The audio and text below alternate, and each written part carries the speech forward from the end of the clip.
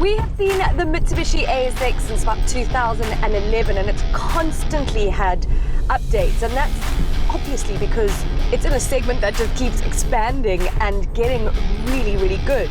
I mean, this is now competing with the Kia Seltos, the Hyundai Creta, the Haval H2, the Suzuki Vitara, even the Mahindra XUV 300, but it's just had to remain sort of relevant. And so what Mitsubishi have done, and even though it is their best-selling vehicle, they've added an entry-level derivative to the range.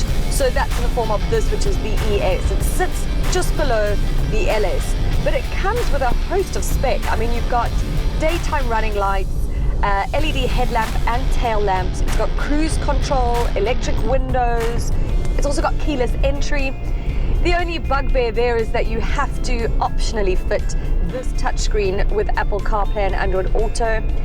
And because of that, it sort of does look like an afterthought. And unfortunately, that kind of mirrors the whole interior for me, which is a little bit outdated. It's now just looking a little bit tired. Again, this is because it's comparing to some of its rivals, which are just much newer. And so it just feels a bit dull in here. That's where the negativity ends regarding this cabin, because when it comes to practicality, it is actually quite fantastic.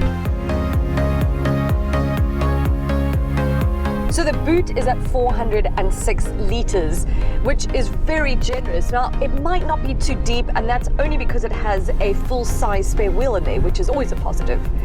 But when you put the rear seats down, you've got a 60-40 split there, you're getting 1,206 litres.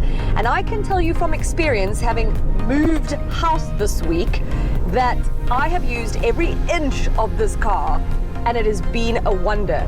Thank goodness. I've had in one go bedside tables, 5 bags of wood, Luca in his car seat, a carpet, groceries, and I can't even tell you what else.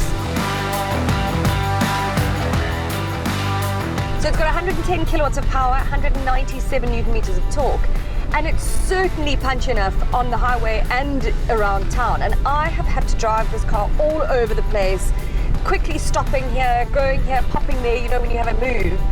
And I found it to be just an absolute breeze, very comfortable, easy to maneuver, and just in general, the engine has just worked really well. It's not sluggish at all, and even when fully loaded, you know, I could easily overtake, up inclines, everything. So price-wise, you're looking at just under 372,000 Rand for this entry-level ES. This is manual. You're looking at about 442 for the top of the range LS, which is automatic.